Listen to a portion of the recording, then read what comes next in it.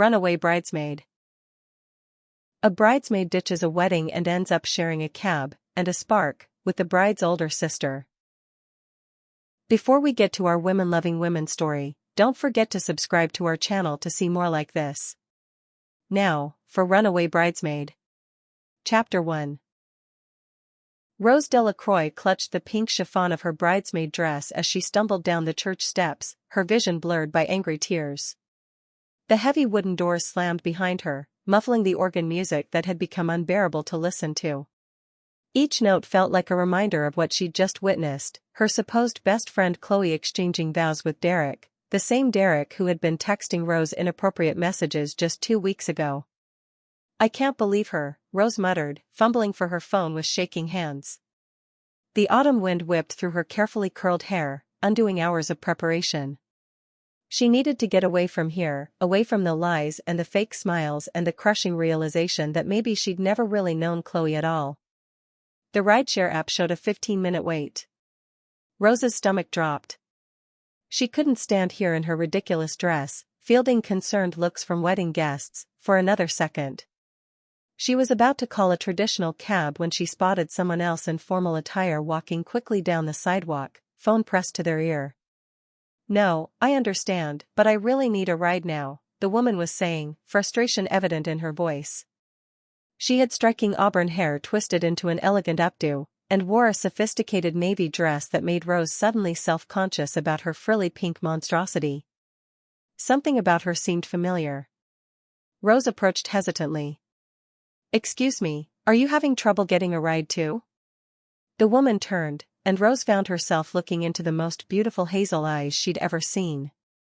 There was intelligence there, and kindness, but also a weariness that Rose recognized in herself. "You could say that," the woman replied with a rueful smile.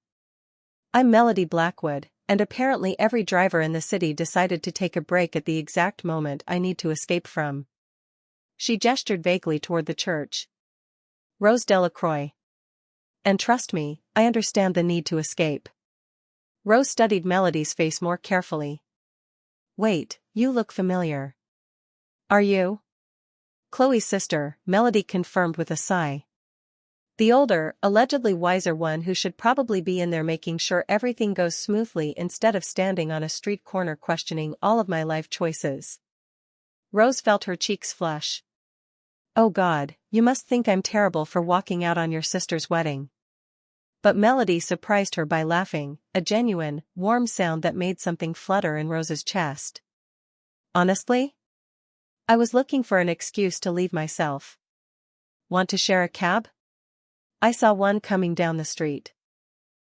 Rose hesitated for only a moment before nodding. As Melody flagged down the approaching yellow taxi, Rose couldn't help but wonder what Chloe's sophisticated older sister was doing running away from the wedding too. They slid into the back seat, the leather creaking under their formal dresses. The cab driver, a middle-aged man with kind eyes, glanced at them in the rearview mirror. "Rough wedding?" he asked with the knowing tone of someone who had seen it all. "You have no idea," Melody muttered, then looked at Rose. "Where are you headed?" Rose realized she hadn't thought that far ahead. Honestly, I don't know. Somewhere that serves strong drinks and doesn't ask questions." "I know just the place," Melody said, leaning forward to give the driver an address. "Murphy's on 5th Street, please." As the cab pulled away from the curb, Rose felt some of the tension leave her shoulders. She stole a glance at Melody, who was staring out the window with a troubled expression. "Can I ask why you wanted to escape?" Rose ventured. "I mean, she's your sister." Melody was quiet for a long moment. "Sometimes the people we love make choices that are hard to watch," she said finally. "And sometimes we realize we've been enabling those choices for longer than we care to admit." Rose felt a chill that had nothing to do with the air conditioning. "What do you mean?" Before Melody could answer, Rose's phone buzzed with a text from Chloe. "Where did you go? People are asking about you." Rose showed Melody the message. "She's texting me like nothing happened. Like she didn't spend the entire reception planning meeting yesterday complaining about Derek while simultaneously defending every terrible thing he does." That sounds like Chloe, Melody said with a bitter laugh. She's always been good at compartmentalizing. What finally made you walk out? Rose hesitated. She barely knew this woman, but something about Melody's presence made her feel safe, understood. Derek's been texting me. Inappropriate stuff. I told Chloe about it last week, and she said I was probably misunderstanding his friendly nature. Rose's voice grew heated. Then during the ceremony, when they got to the part about forsaking all others, he actually winked at me. At me? While marrying my best friend? Melody's jaw tightened. That absolute piece of, she caught herself and took a deep breath. I'm sorry. I should have known he was pulling that kind of behavior with other people too. Other people? Rose turned to face her fully, studying Melody's profile in the passing streetlights. Let's just say Derek has never been particularly good at understanding boundaries, and my sister has never been particularly good at setting them. Melody met Rose's gaze, and there was something fierce and protective in her expression. I'm glad you walked out. You deserve better than to be treated like that. The simple statement hit Rose harder than she expected. When was the last time someone had said she deserved better? When was the last time someone had been angry on her behalf instead of telling her to just deal with it? Thank you, Rose said softly, surprised by the thickness in her voice. I've been feeling like maybe I was overreacting, or being dramatic, or... You weren't, Melody said firmly. Trust me on that. The cab pulled up outside Murphy's, a cozy-looking pub with warm light spilling from its windows onto the sidewalk. Melody paid the driver before Rose could protest, and they found themselves standing on the sidewalk together, two overdressed women looking decidedly out of place. I should warn you, Melody said as they approached the entrance, I'm not exactly great company right now. I've spent the last 3 months watching my sister make what I'm convinced is the biggest mistake of her life, and I'm not sure if I'm more angry at Derek for being a manipulative ass, at Chloe for refusing to see it, or at myself for not trying harder to stop this. Rose studied Melody's face in the pub's golden light. There were lines around her eyes that spoke of worry and sleepless nights, and Rose found herself wanting to smooth them away with her fingertips. The thought came so suddenly and intensely that it startled her. Well, Rose said, pushing open the pub door, I'm probably not great company either. I just ruined my best friend's wedding by walking out. I'm wearing a dress that makes me look like a pink cupcake, and I'm pretty sure I'm having an existential crisis about whether I've wasted the last 5 years of my life on someone who never really cared about me. Melody's laugh was soft and genuine as they stepped into the warm, dimly lit interior of Murphy's. In that case, we're perfectly matched. The pub was exactly what Rose had hoped for, dim lighting, worn wooden tables, and the kind of atmosphere that welcomed broken hearts and complicated emotions. A few patrons glanced their way, taking in their formal attire with mild interest before returning to their drinks. They found a corner booth, sliding across from each other on worn leather seats. A server approached immediately, a young woman with pink hair and a sympathetic smile. Rough night? She asked, eyeing their dresses. Wedding, Melody said simply. Ah. Say no more. What can I get you? Whiskey, Rose said without hesitation. Something strong enough to make me forget the last 4 hours. Make it 2, Melody added. And maybe some of those loaded fries if you have them. I have a feeling we're going to be here for a while. When the server left, an awkward silence settled between them. Rose found herself really looking at Melody for the first time, the elegant line of her neck, the way her hazel eyes seemed to shift between green and gold in the pub's lighting, the graceful way she folded her hands on the table. This is weird, isn't it? Rose said finally. I mean, I barely know you, and here we are drowning our sorrows together while your sister is probably cutting the cake. Weird doesn't begin to cover it, Melody agreed. But honestly? This is the first time all day that I haven't felt like I was suffocating. So thank you for that. Their drinks arrived, amber liquid in heavy glasses that caught the light. Rose lifted hers, inhaling the sharp, woody scent. What should we drink to? Melody considered for a moment, then raised her glass. to terrible decisions and the courage to walk away from them. I'll drink to that. Rose clinked her glass against Melody's, then took a sip that burned pleasantly down her throat. So tell me something. As Chloe's sister, you've probably heard all about me over the years. What's the official verdict? Oh, I've definitely heard about you, Melody said with a smile that made Rose's stomach flutter. Rose the artist, Rose the free spirit, Rose who always knows exactly what to say to make Chloe feel better about her questionable life choices. Rose nearly choked on her whiskey. Is that really how she describes me? Among other things. Melody's expression grew more serious. She also talks about how loyal you are, how you'd do anything for the people you care about, sometimes to your own detriment. And she's right about that, isn't she? The observation was uncomfortably accurate. Rose set down her glass, suddenly feeling exposed. What about you? What's your story? Chloe's mentioned you, but always in passing. The successful older sister with the important job who lives in the city and has her life together. Chloe always was good at creating mythology, Melody said dryly. The reality is significantly less glamorous. I'm a project manager for a tech company. I live alone in a one-bedroom apartment that costs too much, and most nights I fall asleep on my couch with my laptop still open because I've convinced myself that if I work hard enough, eventually I'll figure out what I'm supposed to be doing with my life. Rose was surprised by the vulnerability in Melody's voice. That doesn't sound like someone who doesn't have her life together. That sounds like someone who's working really hard. Or someone who's really good at avoiding the important questions. Melody took another sip of whiskey. Like why I've spent the last year and a half single because I keep comparing every woman I meet to some impossible standard that probably doesn't exist. The casual mention of dating women sent a little thrill through Rose that she tried to ignore. What kind of standard? Melody looked embarrassed. You know, someone who's intelligent and funny and kind, who challenges me but also makes me feel safe. Someone who sees through all the professional polish to the person underneath who still feels like she's making it all up as she goes along. She paused, meeting Rose's eyes. Someone who would walk out of a wedding on principle instead of sitting there politely while terrible things happen. Rose felt heat creep up her neck. I don't know about that. Walking out might have been the right thing to do, but it sure didn't feel brave. It felt like running away. Sometimes running away is the bravest thing you can do, Melody said quietly.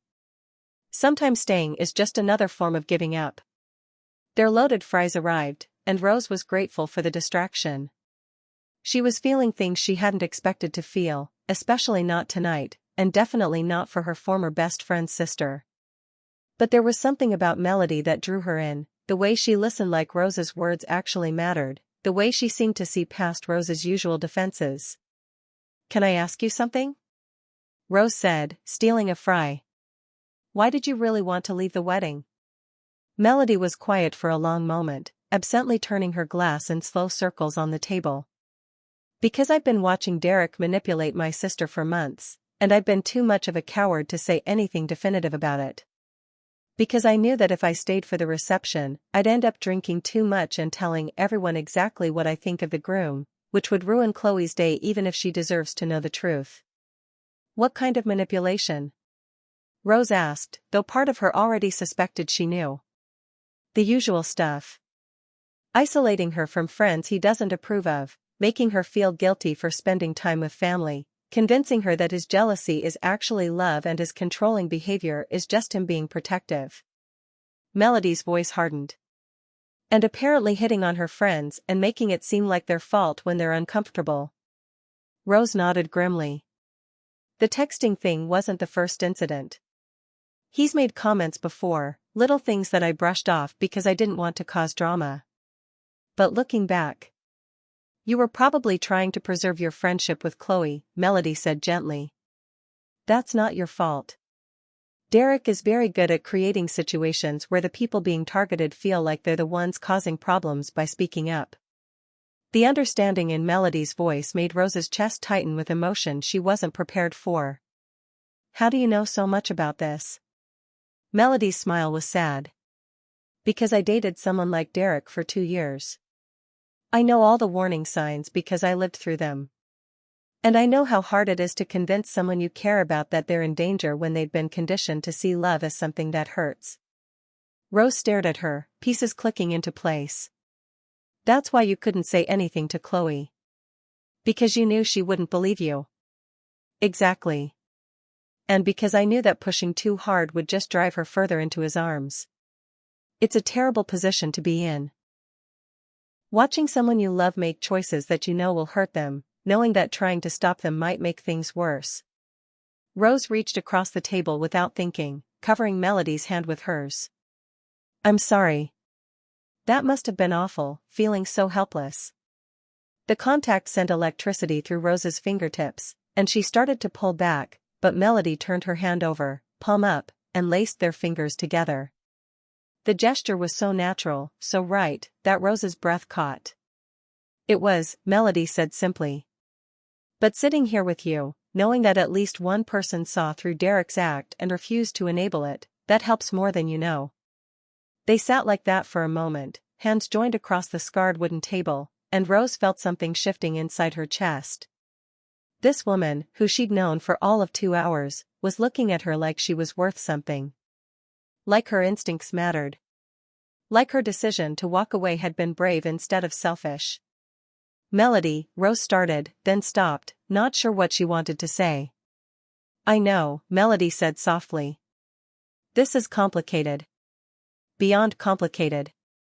Rose's thumb traced across Melody's knuckles without conscious thought. I just blew up my friendship with your sister. I don't even know what I'm going to do tomorrow, let alone. Her phone buzzed insistently on the table between them. Chloe's name flashed on the screen, along with a barrage of increasingly frantic texts. Where are you? People are asking questions and I don't know what to tell them. Derek thinks you're being dramatic and I'm starting to agree this is my wedding day, Rose. The least you could do is be here for me. Fine, be selfish. I should have expected this from you. Rose felt like she'd been slapped. She showed the messages to Melody, whose expression darkened with each one. Wow, Melody said flatly. She's really committed to the gaslighting, isn't she? Maybe she's right, Rose said, doubt creeping into her voice. Maybe I am being selfish. It's her wedding day, and I. Rose. Melody squeezed her hand firmly. Look at me. You are not selfish for refusing to smile and pretend everything is fine while the groom sexually harasses you. You are not selfish for having boundaries. And you are definitely not selfish for expecting your best friend to believe you and support you when you tell her someone is making you uncomfortable. The conviction in Melody's voice cut through Rose's self-doubt like a blade. How do you do that? Do what? Make me feel like I'm not crazy. Like my feelings are valid. Like I matter.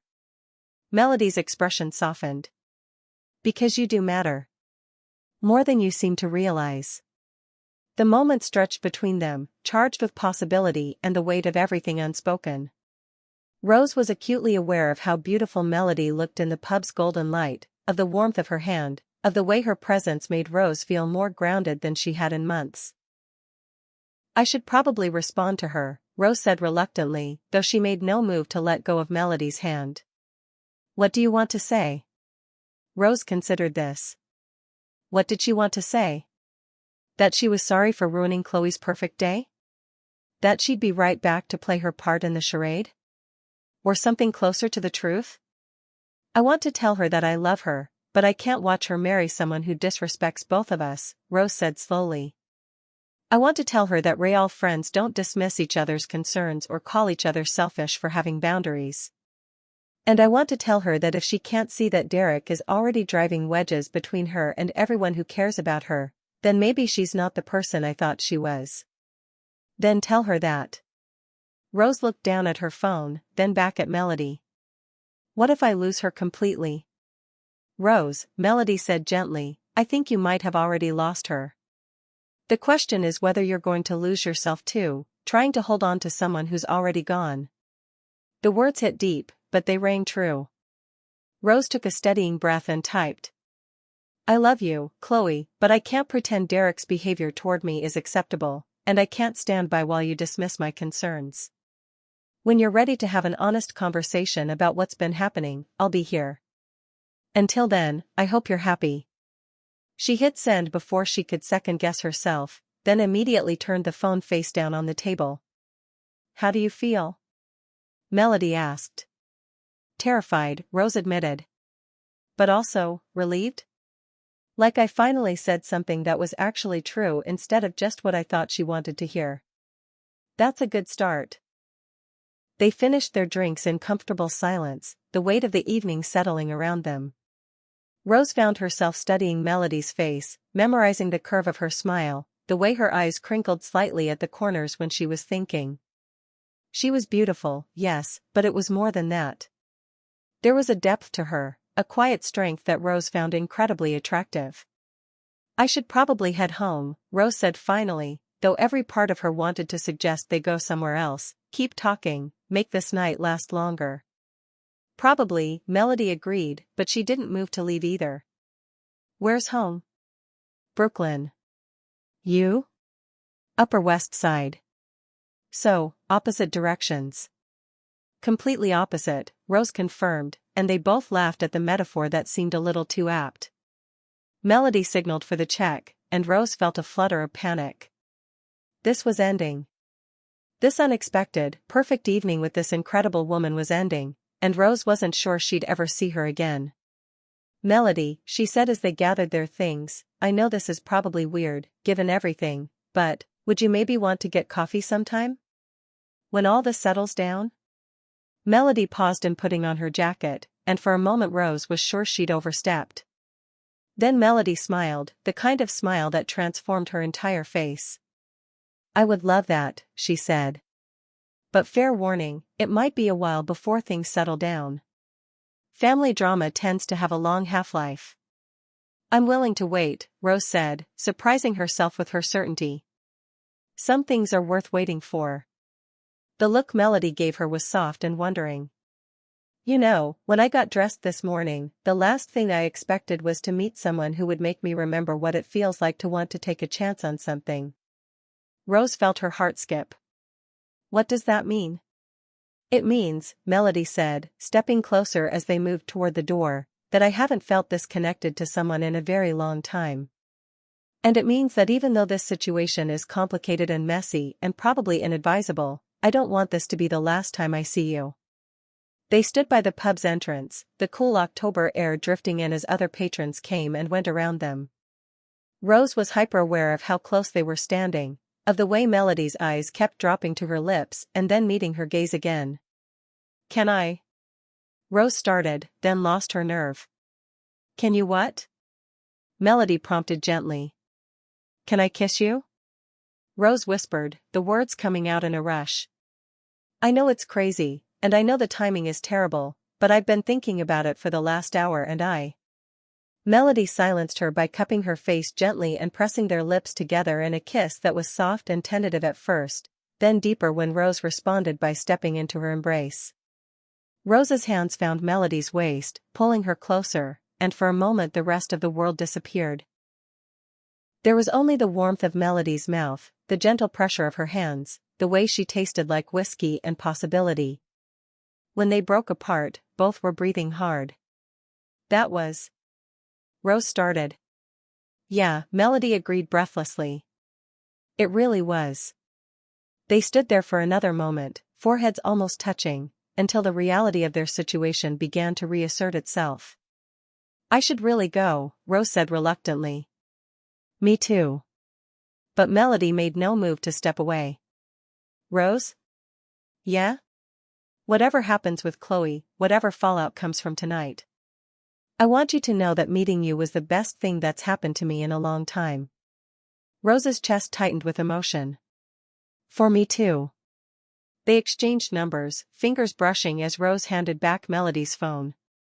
Then, with one last lingering look, they parted ways, Rose heading toward the subway, Melody hailing a cab uptown. As Rose descended into the subway station, still feeling the ghost of Melody's kiss on her lips, her phone buzzed. For a moment she feared it was Chloe with another angry message, but it was from Melody. Thank you for tonight. For being brave enough to walk away, and brave enough to let me walk away with you. Sleep well, Rose Delacroix. Rose smiled as she typed back, thank you for making me feel like myself again. Sweet dreams, Melody Blackwood. Chapter 2. Rose woke up the next morning with a splitting headache and the disorienting feeling that something fundamental had shifted in her world. For a moment she lay in her sun-drenched bedroom, trying to piece together the events of the previous evening. Then it all came flooding back, the wedding, Derek's wink, her dramatic exit, and Melody. Melody. Even thinking her name made Rose's stomach flutter with a mixture of excitement and anxiety. She touched her lips, remembering the kiss, then immediately felt guilty.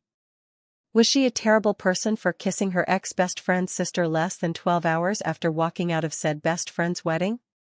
Her phone showed 17 missed calls from Chloe and a string of increasingly hostile text messages that Rose deleted without reading.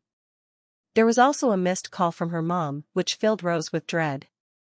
If her mother was calling this early on a Sunday, word had already gotten back to her family about the wedding disaster. Rose dragged herself to the kitchen and started coffee, trying to organize her thoughts. She lived in a small studio apartment in Park Slope that she'd decorated with her own artwork and plants that somehow managed to thrive despite her irregular care. Usually the space felt like a refuge, but this morning it felt too quiet, too isolated from the world. Her phone rang as she was pouring her first cup. Her mother's contact photo, a picture of Elena Delacroix looking stern but loving in her kitchen, filled the screen. Mija, her mother said without preamble when Rose answered, "What is this I'm hearing about you running away from Chloe's wedding?" Rose closed her eyes. "How did you?" "Chloe's mother called me at 6 this morning, crying. She says you disappeared without explanation and that Chloe is devastated." "What happened?" Rose sank onto her couch, cradling the phone. Her mother had always liked Chloe, had welcomed her into their family with open arms. How could Rose explain that the sweet girl who used to spend summers at their house in Queens had grown into someone who chose men who disrespected her friends? "It's complicated, Mommy." "Then uncomplicate it for me." Rose took a deep breath and gave her mother an abbreviated version of events, leaving out the part about Melody but including Derek's inappropriate behavior and Chloe's dismissive response. There was a long silence on the other end of the line. "Mija," her mother said finally, her voice softer now, "why didn't you tell me this was happening?" "Because I hoped it would stop. Because I didn't want to cause problems. Because I thought maybe I was overreacting." "Men who don't respect boundaries don't suddenly develop respect," Elena said firmly. "And friends who don't believe you when you tell them you're uncomfortable, that's not friendship, Rose." Hearing her mother echo Melody's words from the night before made Rose's chest tight with emotion. "I know, but nothing. You did the right thing." It took courage to walk away. Rose felt tears prick her eyes. "Chloe thinks I'm selfish. Chloe is hurt and embarrassed, so she's lashing out. That doesn't make her right." Elena paused. "Are you okay, Mija? Really okay?" "I think so," Rose said, and realized it was true. Despite everything, the end of a friendship, the family drama, the uncertainty, she felt more okay than she had in months. "Actually, yeah. I think I am." After she hung up with her mother, Rose felt marginally more human. She showered, changed into paint-splattered jeans and an old sweater, and set up her easel by the window. Painting had always been her way of processing difficult emotions, and right now she had plenty to work through. She was mixing colors on her palette when her phone buzzed with a text from an unknown number. "Hi, it's Melody. I hope you slept well despite everything. I know you're probably dealing with fallout today, but I wanted you to know I'm thinking of you." Rose's heart did a little skip as she typed back, "Thank you. That means more than you know. How are you holding up?" The response came quickly, fielding calls from relatives who want to know why I left early, but otherwise okay. "Are you painting?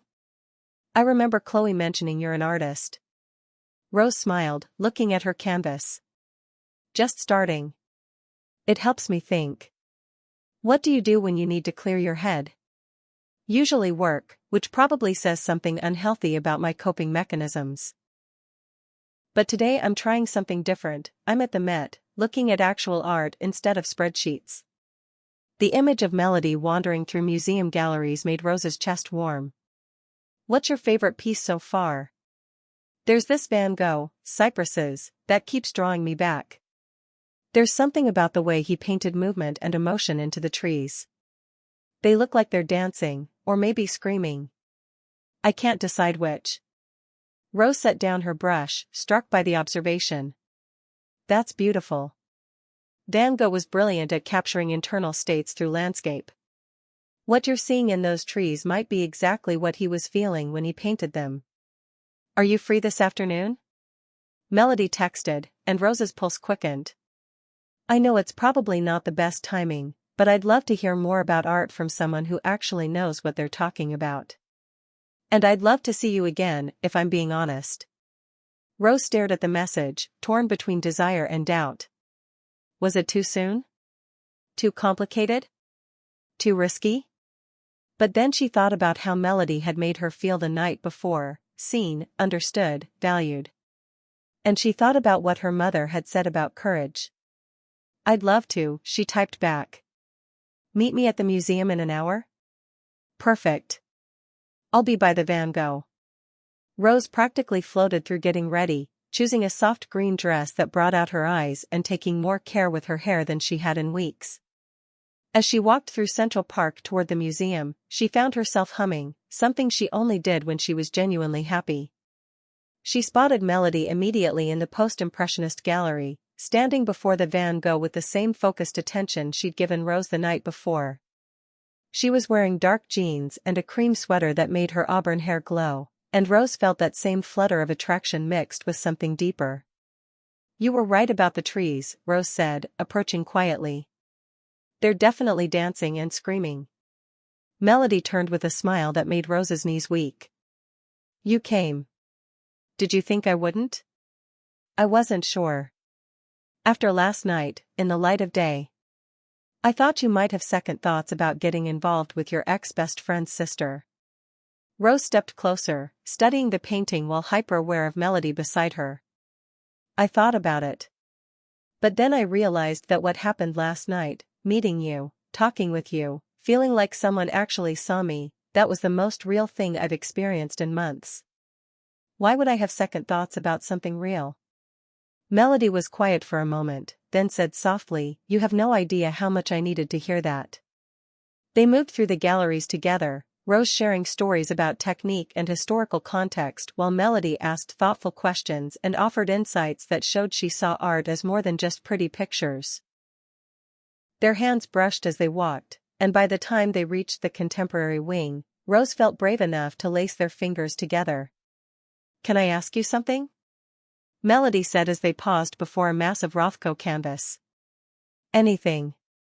Last night, when you said you'd been feeling like you'd wasted 5 years on someone who didn't really care about you, did you mean romantically? Were you and Chloe? Rose felt heat creep up her neck. No. God, no. I'm gay, but Chloe and I were never. She's straight, and even if she weren't, we were never compatible that way.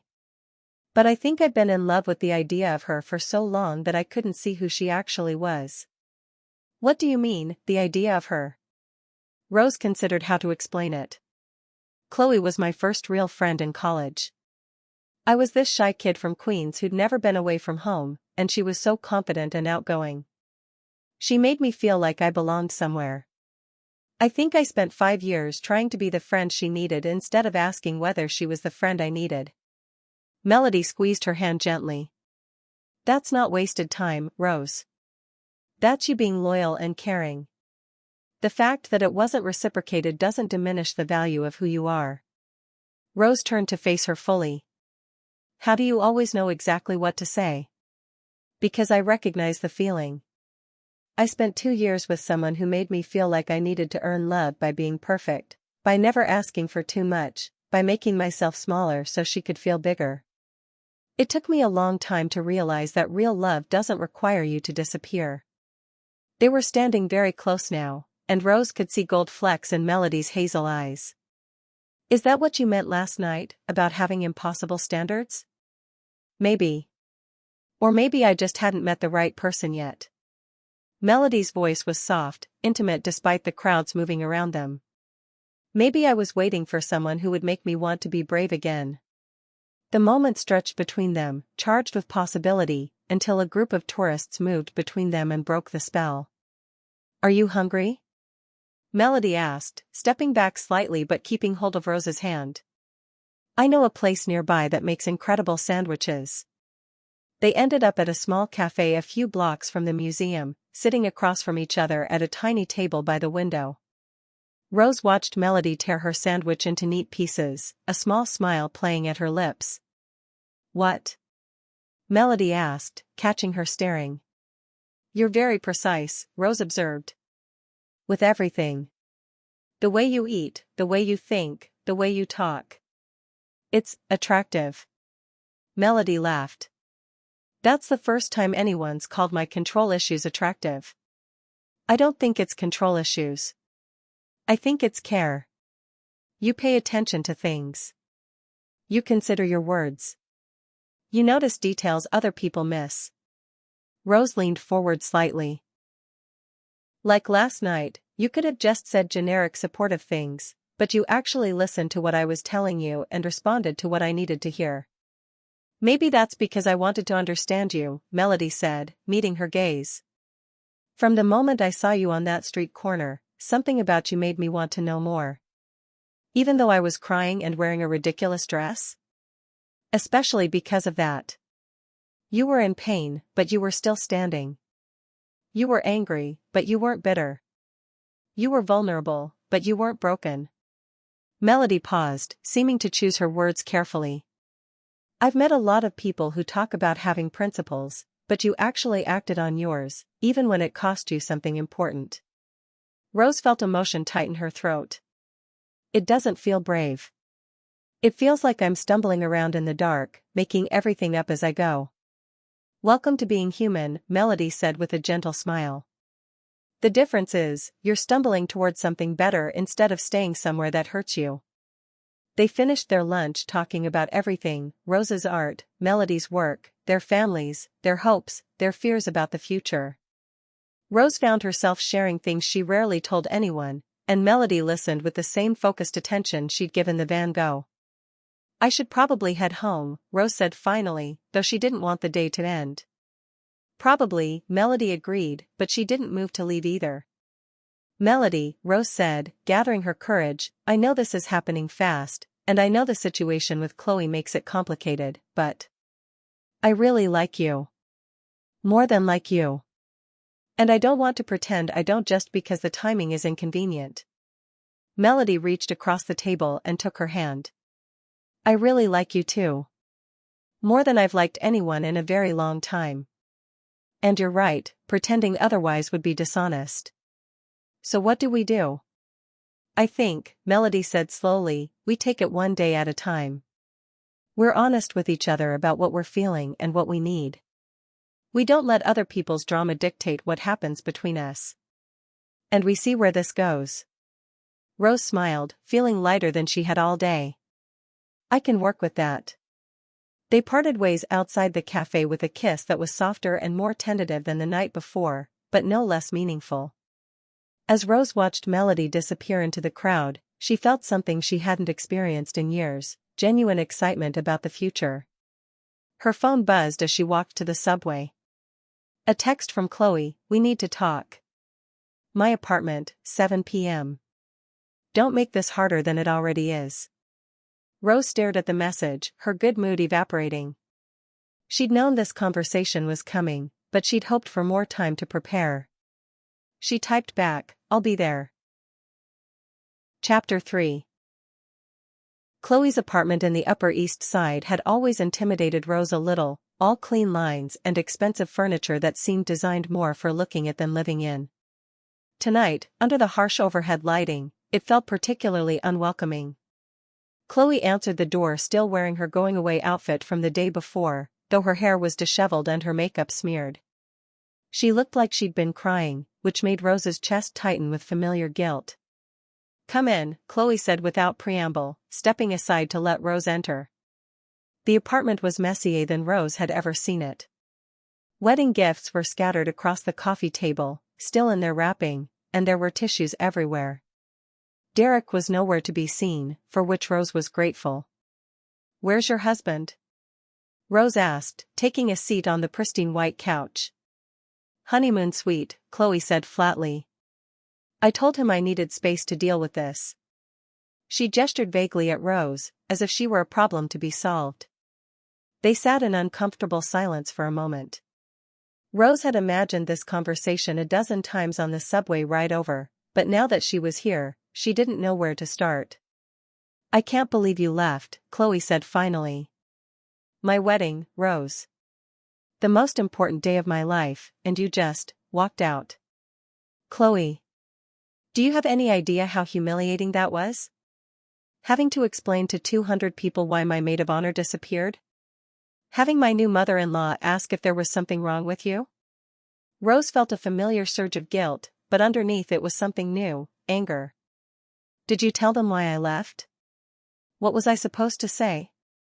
That you've convinced yourself my husband is some kind of predator?"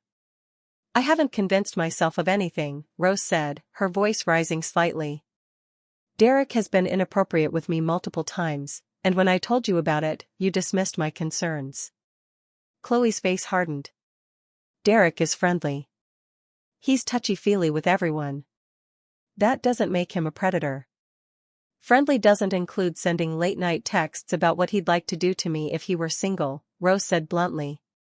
"Friendly doesn't include cornering me at your engagement party and telling me I'd be more fun than you if I'd just loosen up. And friendly definitely doesn't include winking at me during your wedding vows." For a moment, something flickered across Chloe's face, doubt, maybe, or recognition. But then her expression closed off again. "You're exaggerating. Derek told me about the texts, he was drunk and being stupid.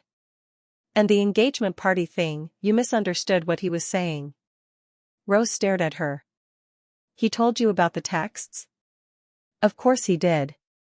We don't keep secrets from each other." "And you didn't think to mention that to me when I brought it up?" Chloe shifted uncomfortably. "I didn't think it mattered. He explained it was a misunderstanding." Rose felt something cold settle in her stomach. "A misunderstanding. That's what you're calling it?" "Yes, because that's what it was. Derek doesn't see you that way, Rose. You're not his type." The casual cruelty of the comment hit Rose like a physical blow. "Wow.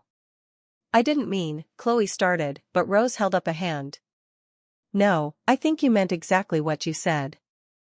You're telling me that your husband sending me sexually explicit messages was a misunderstanding, and also that I should be grateful he doesn't actually want me because I'm not good enough for him anyway." "That's not what I said." "It's exactly what you said." Rose stood up, pacing to the window. Outside, the city glittered with lights, and she thought about Melody somewhere out there, probably worrying about how this conversation was going. "Rose, please," Chloe said, and her voice broke slightly. "I don't want to fight with you. You're my best friend. We've been through everything together." Rose turned back to face her. "Have we? Because the best friend I thought I knew would have believed me when I told her someone was making me uncomfortable. The best friend I thought I knew would have cared more about my feelings than protecting her fiancé's reputation. I do care about your feelings. But Derek is my husband now. I have to prioritize our marriage. Even if that marriage is built on ignoring his behavior toward other women." Chloe's face flushed with anger. "You don't know anything about our marriage. You don't know Derek the way I do." "You're right," Rose said quietly. "I don't know Derek the way you do. But I know you, Chloe. At least, I thought I did. The Chloe I knew would never have called me selfish for having boundaries. The Chloe I knew would have been horrified to learn that her partner was making her friends uncomfortable. People change, Rose. People grow up. Maybe it's time you did the same. The words hung in the air between them, sharp and final. Rose felt something in her chest crack, not her heart breaking for Derek or the wedding drama, but her illusions about their friendship finally, completely shattered. You're right, Rose said finally. People do change. And grow up. I'm just sorry it took me this long to see how much you already had. She moved toward the door, but Chloe's voice stopped her. If you walk out that door, we're done.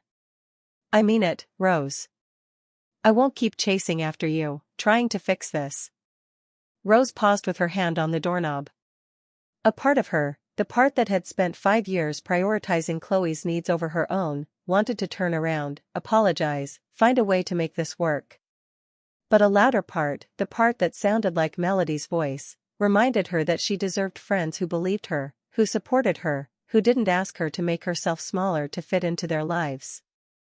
I know, Rose said without turning around. Goodbye, Chloe.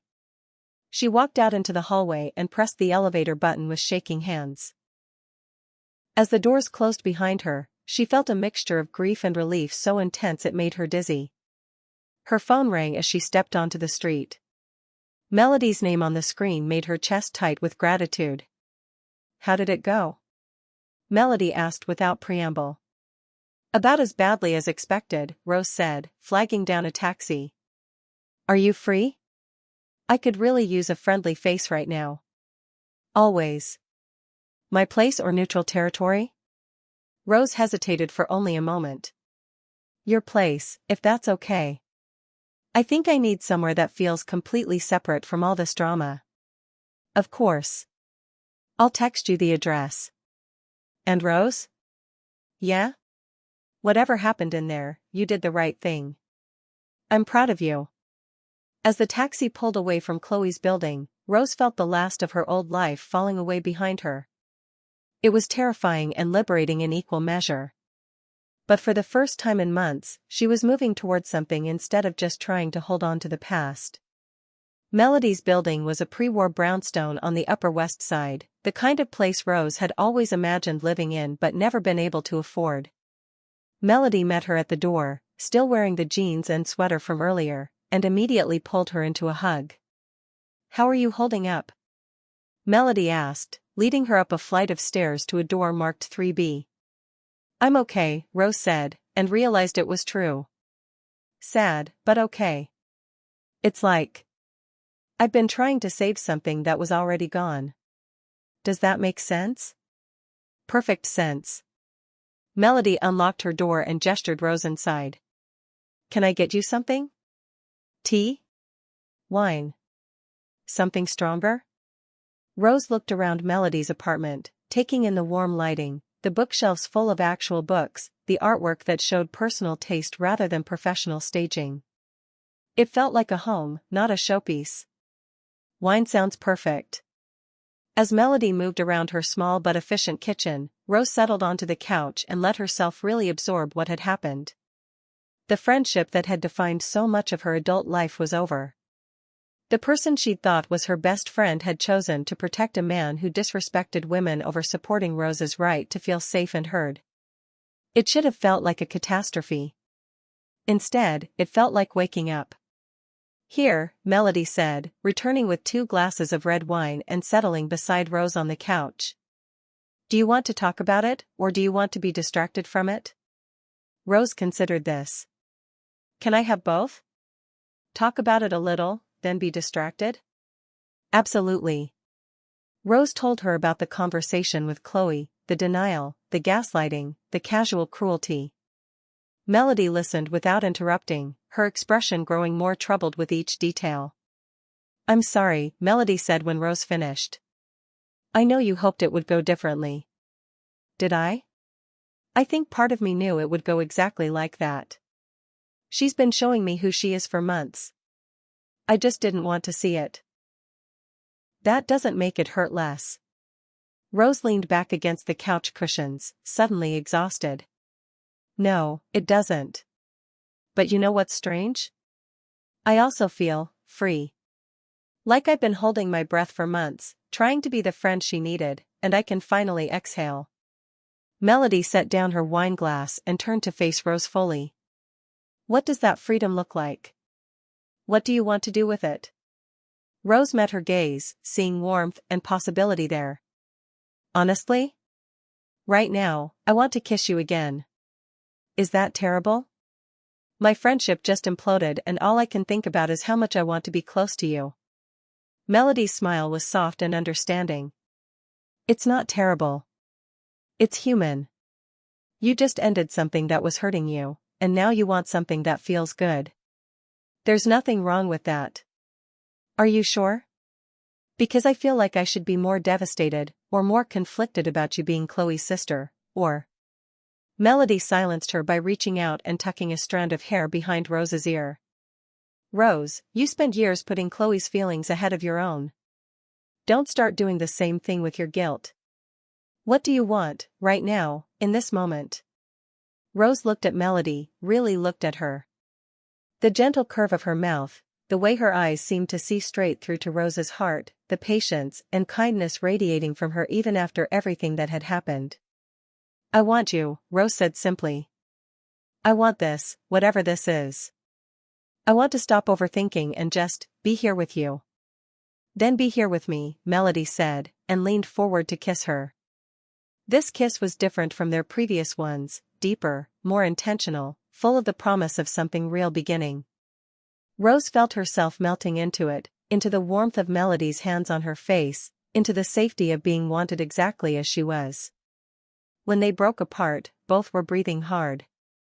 Stay tonight? Melody asked softly. Not for. I mean, we don't have to do anything. I just want you close. Rose's answer was to kiss her again, pouring all of her gratitude and desire and hope for the future into the connection between them. Outside, the city hummed with late-night energy, but inside Melody's apartment, Rose felt like she'd finally found her way home. Chapter 4, 3 weeks later. Rose woke up in Melody's bed to the smell of coffee and the sound of rain against the windows.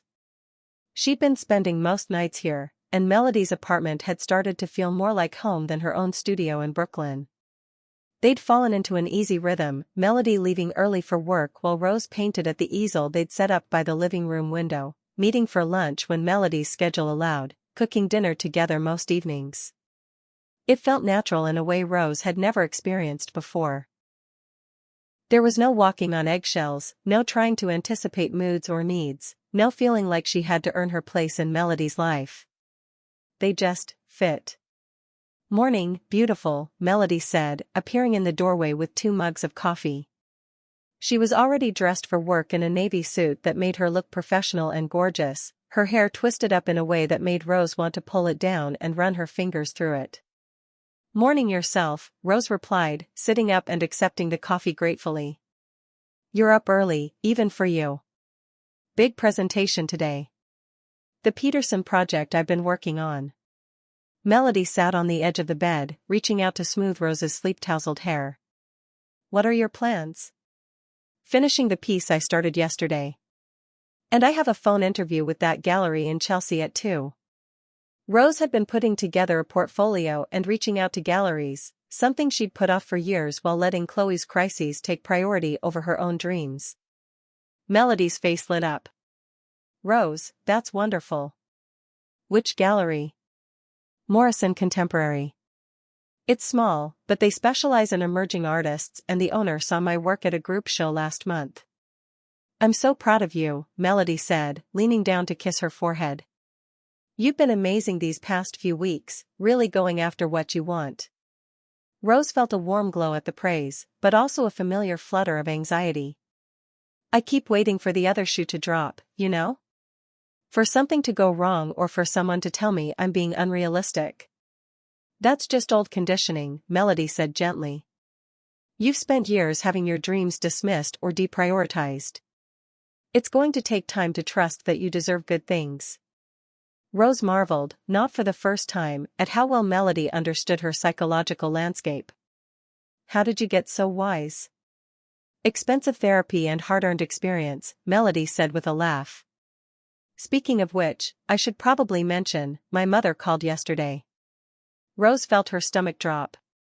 They'd managed to avoid the family drama for 3 weeks, existing in their own bubble of new relationship bliss. But she'd known it couldn't last forever. What did she say? The usual. Chloe is heartbroken, she can't understand how I could betray the family by dating you. Derek thinks you're unstable and I should stay away from you for my own safety. Melody's voice was carefully neutral, but Rose could see the tension in her shoulders. And what did you tell her? That I'm an adult who makes her own decisions about who to date. That you're the most genuine person I've met in years. And that if Chloe and Derek have concerns about your mental state, maybe they should examine what they did to drive away someone who cared about them. Rose stared at her. You said that to your mother? I said exactly that to my mother. Melody's expression was fierce. Rose, I need you to understand something. What we have, this thing between us. It's not some rebound or rebellion against my family. This is real. You're real. And I'm not going to let anyone, not even people I love, make you feel like you're less important than keeping the peace. Rose felt tears prick her eyes.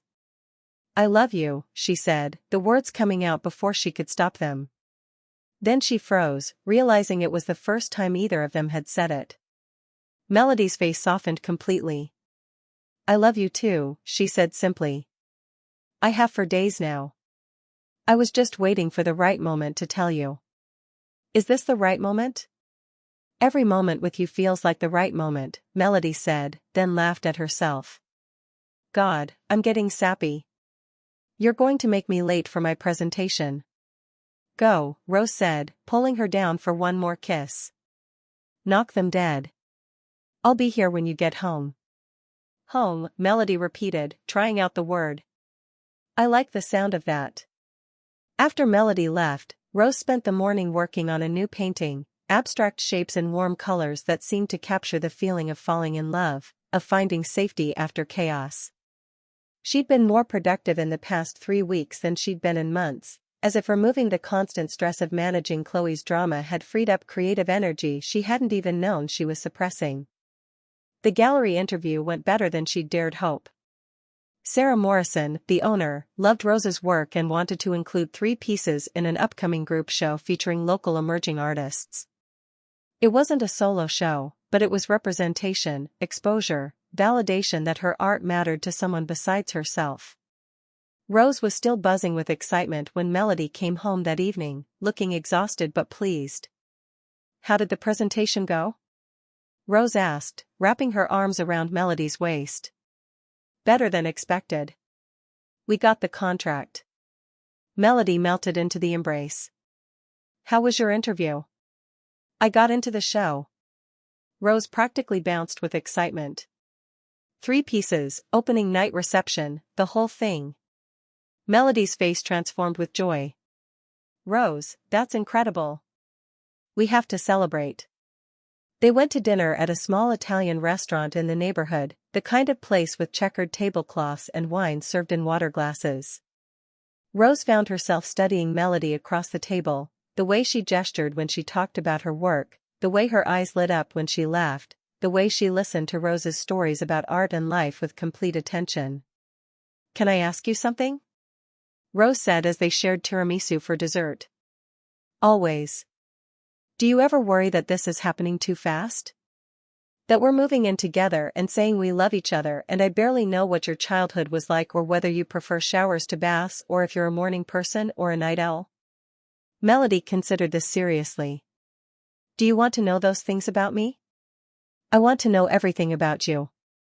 Then ask. We have time to learn each other's stories. But Rose, I've dated people for months without feeling half of what I feel for you after 3 weeks. Sometimes fast is just right. Sometimes when you know, you know. What do you know? Rose asked softly. Melody reached across the table and took her hand. I know that you make me laugh in a way I'd forgotten I could. I know that watching you paint is like watching someone speak a language I want to learn. I know that you're brave and kind and genuine in a world that seems designed to punish those qualities. I know that I sleep better when you're next to me and that I think about you roughly every 30 seconds when we're apart. Rose felt her chest tight with emotion. I know that you see me, she said. Really see me, not the version of me that's convenient for other people. I know that you make me feel safe enough to want things again. I know that before I met you, I thought love was supposed to hurt, and you've shown me it's supposed to heal. They walked home hand in hand through the October evening, past brownstones glowing with warm light and couples walking dogs and all the small intimacies of city life. Rose felt a contentment she'd never experienced before, not the desperate happiness of getting something she'd been chasing, but the quiet joy of being exactly where she belonged. Rose, Melody said as they climbed the stairs to her apartment, there's something I should probably tell you. Rose felt a familiar spike of anxiety. What? Chloe's been trying to contact me. Texts, voicemails, even showing up at my office yesterday. She wants to talk things through and work this out as a family. What did you tell her? Nothing, so far. I've been ignoring her. But she's persistent, and I'm worried she's going to escalate. Melody unlocked the apartment door and they stepped inside. I wanted you to know, in case she tries to reach out to you too. Rose sank onto the couch, suddenly exhausted. I don't understand what she wants from me. I thought we said everything we needed to say. I think she expected you to come crawling back by now, Melody said, settling beside her. And when you didn't, when you started actually moving forward with your life, it challenged her narrative about who was wrong in your fight. You mean she's realizing she might have made a mistake? I mean she's realizing that losing you had consequences she didn't anticipate. And instead of examining why that happened, she's trying to go back to the way things were. Rose leaned into Melody's warmth, grateful to have someone who understood the complexity of the situation. What do you think I should do? Whatever feels right to you. If you want to talk to her, I'll support you. If you never want to see her again, I'll support that too. But Rose, don't let her manipulate you into thinking you owe her another chance just because she's finally feeling the impact of her choices.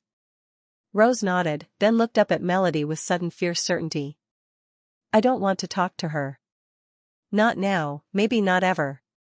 What we had is over, and I'm tired of letting ghost versions of old friendships haunt my present happiness. Melody's smile was proud and warm. Then that's your answer. That night, as they lay tangled together in Melody's bed, Rose felt something she'd been too afraid to name settling into place in her chest. It wasn't just love, though it was definitely that. It was the recognition that she'd found her person, her home, her future. Everything that had led her to this moment, the heartbreak with Chloe, the courage to walk away, the random decision to share a cab with a stranger, had been worth it for this. Melody, she whispered into the darkness. Thank you for catching me. Thank you for being worth catching, Melody whispered back, and Rose fell asleep smiling. Epilogue 1 year later. The gallery opening was everything Rose had dreamed of and more. Morrison Contemporary was packed with people admiring the dozen pieces Rose had carefully selected for her first solo show, titled After the Storm.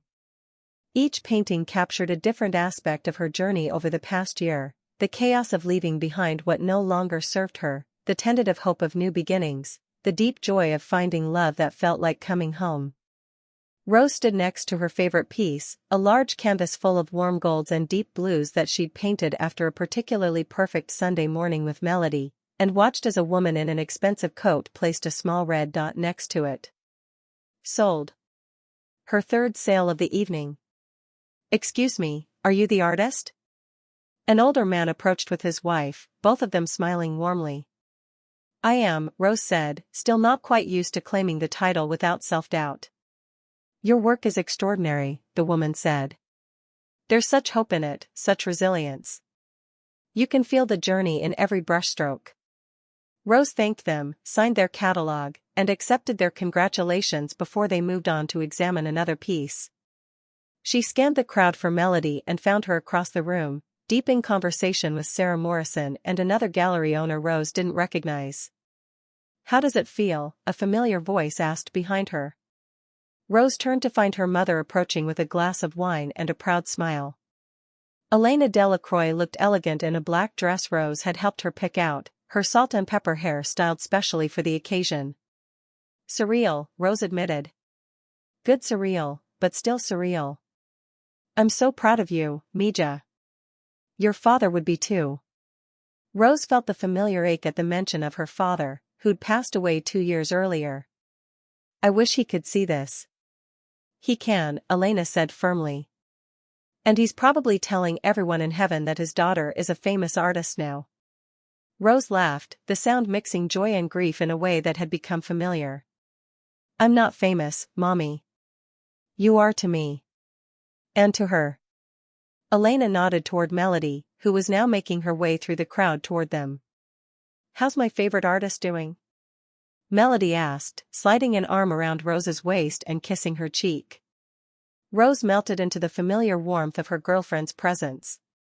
Melody looked stunning in a deep green dress that brought out her eyes, her hair falling in soft waves around her shoulders. 5 sales and counting, Rose said. Sarah thinks we might sell out before the night is over. That's because you're brilliant, Melody said matter-of-factly. I was just talking to James Park from the Whitney. He wants to discuss a possible acquisition for their emerging artists collection. Rose nearly choked on her wine. The Whitney? As in the Whitney Museum? The very same. Apparently, word is getting around about your work. Melody's smile was so proud it made Rose's chest tight with emotion. The rest of the evening passed in a blur of congratulations, business cards, and conversations with collectors and critics. Rose found herself thinking about how different this was from the art world events she'd attended with Chloe, where she'd felt like an outsider looking in. Tonight, she was the center of attention, and it felt deserved rather than overwhelming. As the crowd began to thin out, Rose noticed a familiar figure lingering near the back of the gallery. Her heart sank as she recognized Chloe, dressed in an outfit that was trying too hard to be casual, her expression uncertain. Rose, Chloe approached hesitantly. Congratulations. Your work it's really beautiful. Thank you, Rose said carefully, hyper-aware of Melody tensing beside her. I saw the review in the Times. Raw, honest, transformative. That's quite an achievement. Rose nodded, unsure what Chloe wanted from this interaction. They hadn't spoken since that awful night in Chloe's apartment, and Rose had worked hard to build a life that didn't include space for that kind of toxicity. I should go, Chloe said after an awkward pause. I just wanted to say. I'm glad you're doing well. You deserve this success. She turned to leave, then stopped and looked back. Rose, I know I can't undo what happened between us. But I want you to know that I've been going to therapy, and I'm starting to understand some things. About myself. About Derek. About how I treated you. Rose felt Melody's hand find hers, grounding her. That's good, Chloe. I hope it helps you. Maybe someday. Chloe started, then shook her head. No. I don't have the right to ask for that. But I am sorry. For all of it. She left without another word, disappearing into the Manhattan evening. Rose stood frozen for a moment, processing the interaction. You okay? Melody asked softly. Rose considered the question. A year ago, seeing Chloe would have sent her into an emotional spiral. Tonight, she felt nothing. Not anger, not hurt, not even curiosity about what therapy revelations Chloe might have had. Just a kind of neutral recognition that some chapters of your life close completely, and that's okay. Yeah, Rose said, turning back to the gallery full of people celebrating her art, her success, her new life. I really am. Later that night, as they walked home through the city streets, Rose felt the weight of how far she'd come. A year ago she'd been a runaway bridesmaid with no plan and a broken heart. Tonight she was an artist with a sold-out show, walking hand in hand with the woman she loved. So, Melody said, swinging their joined hands between them, what's next for the famous Rose Delacroix? Rose grinned. Well, I was thinking, maybe it's time to make some changes. Move in together officially. Get a bigger place with a proper studio. Maybe even She pulled a small velvet box from her purse, her heart hammering. Maybe take an even bigger leap. Melody stopped walking, staring at the box in Rose's hands. Rose, are you? I know we said we'd take it slow, but here's the thing about running away from the wrong thing, Rose said, dropping to one knee right there on the sidewalk. It teaches you to recognize the right thing when you find it. Melody Blackwood, will you marry me? Melody's face was radiant with joy and tears. Yes, she said, pulling Rose to her feet. Yes, of course, yes. As they kissed under the streetlights, Rose thought about that night a year ago when she'd stumbled out of a church in a ridiculous pink dress, convinced her life was falling apart. She'd been wrong. Her life hadn't been falling apart, it had been falling into place. She'd just had to be brave enough to let it happen. Sometimes the best decisions look like disasters at first. Sometimes walking away is the only way to find your way home. And sometimes the person you're meant to be with is waiting in a cab outside the wedding you had the courage to leave. I love you, Rose whispered against Melody's lips. I love you too, Melody whispered back. My beautiful runaway bride. They walked home together, planning their future with every step, leaving the past where it belonged, behind them. The end.